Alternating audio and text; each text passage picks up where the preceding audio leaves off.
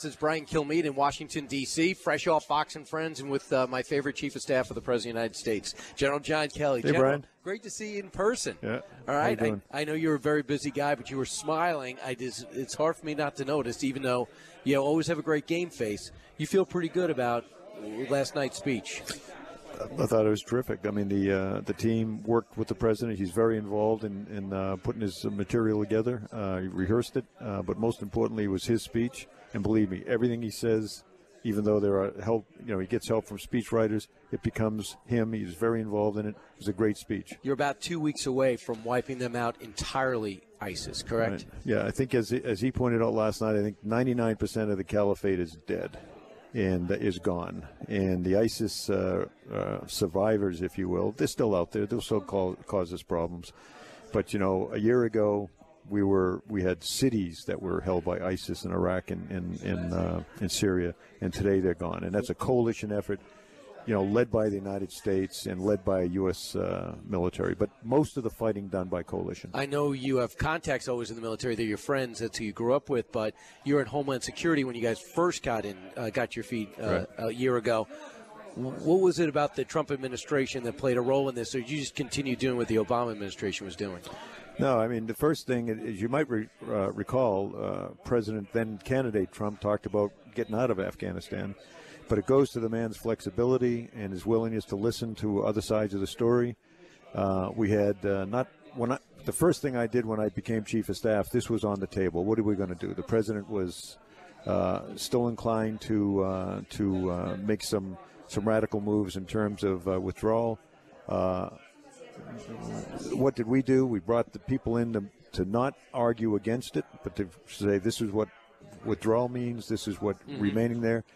The president was adamant about a new strategy, whatever that a workable strategy, up until he made the decision. The military men on the ground, men and women on the ground, were working with a strategy that was put together by the previous administration. Key point, we had told the Taliban that this was it. We were going to leave in a certain.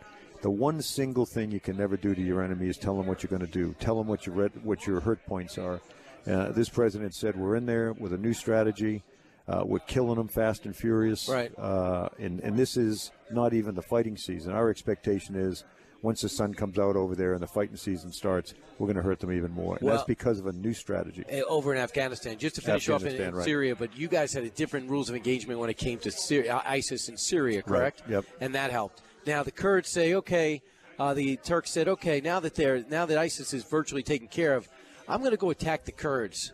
That doesn't sit well with you. It didn't sit well with the president. I know he made a call. Can you break us inside that information? And where do we stand? Because I understand there's different Kurdish units. Yeah, there's all sorts of different Kurdish factions. Some of them are considered terrorists by the Turks.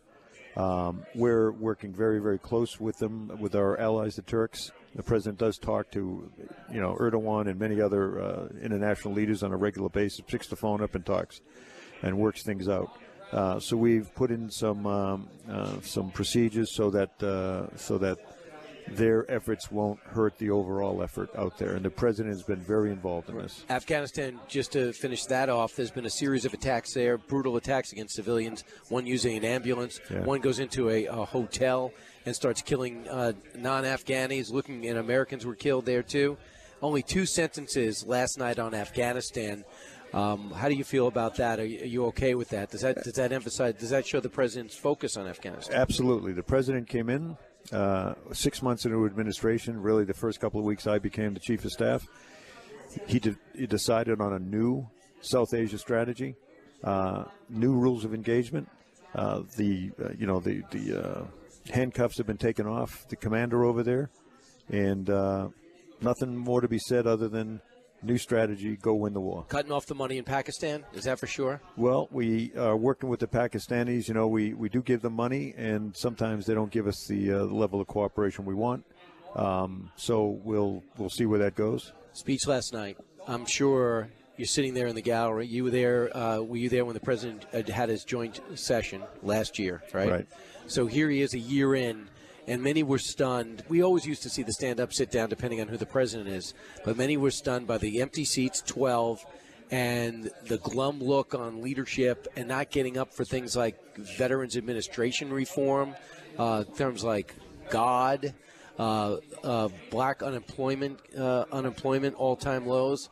What's your take from this as Chief of Staff? Well, frankly, it breaks my heart, Brian. There used to be a time in our country where we could disagree with each other on politics or social issues, and at the end of the conversation not hate each other. It seems now that we have to hate each other. There's an intolerance that gives me real pause. I mean, I spent my whole life defending this country, and I guess I wasn't aware of it, the identity politics that has taken over. It breaks my heart because, as I say, I don't think anyone should hate someone else or show them disrespect just because they disagree on anything. It's really, we have to fix this. We're America.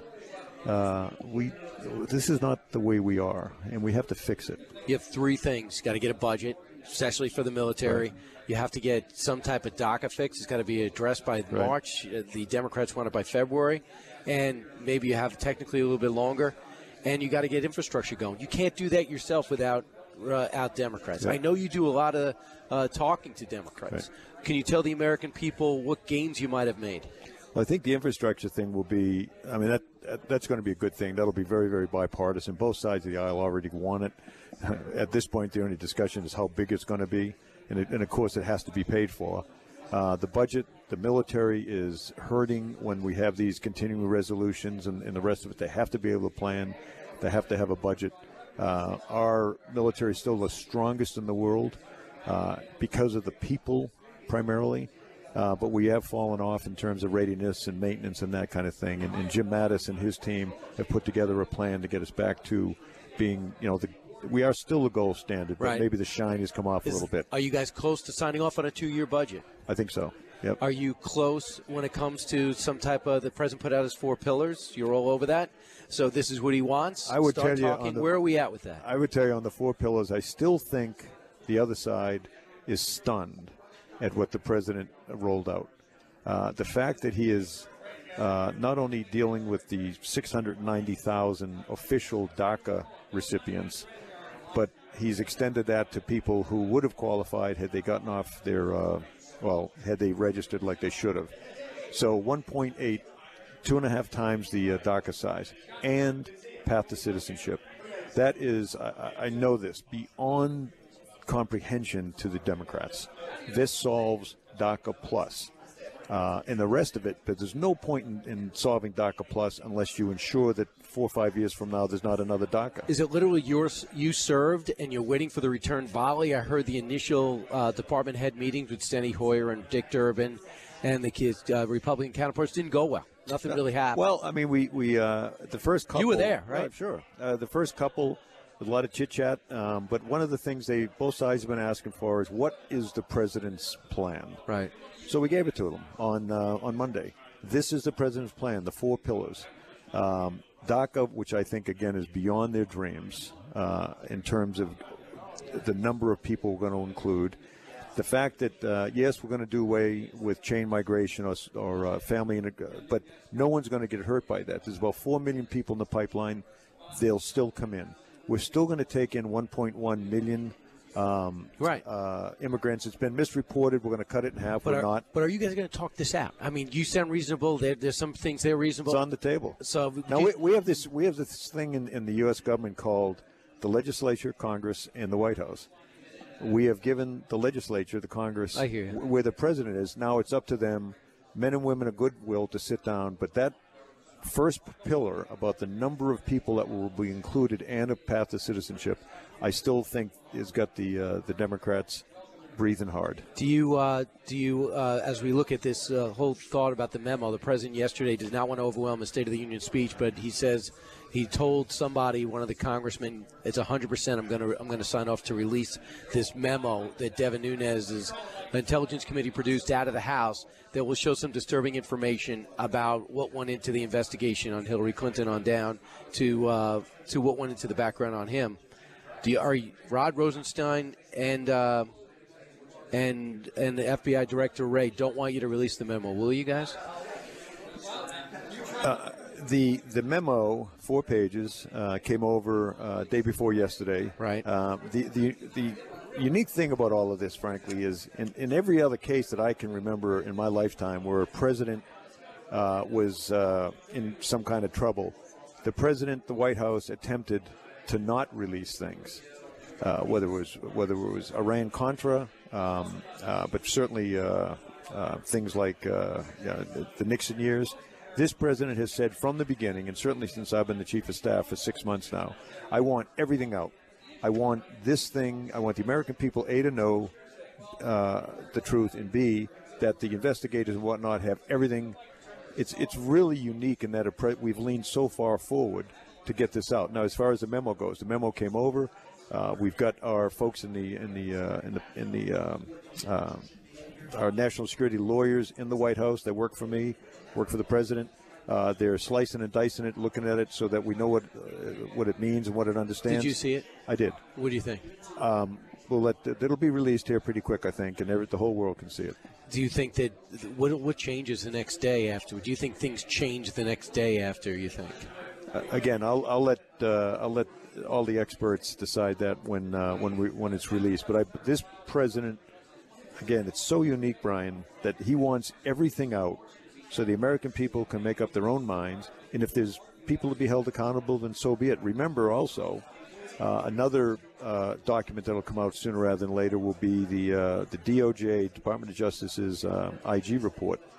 That'll be kind of an addition to what Devin Nunes and his folks have discovered. When I'm going to play the soundbite now, when General Perkins, a 4-star general now over at the Pentagon, heard about this, he's head of recruiting. He said, I want to come on your show and straighten it out. This is a high school teacher addressing out in California, El Rancho High School. This is a teacher talking about the military. Cut 42. We got a bunch of dumb over there. Think about the people who you know are over there. Your freaking stupid Uncle Louie or whatever. They're dumb. They're not like high-level thinkers. They're not academic people. They're not intellectual people. They're the freaking lowest of our low. Not morally. You know, I'm not saying they make bad moral decisions. Just they're not talented people. Says the military a bunch of dumb blanks. They're not high-level thinkers. They're not academics. They're the lowest of the low. They are not talented people. What is your reaction to that, knowing that he's teaching a bunch of 17-year-olds this? Well, I think the guy ought to go to hell.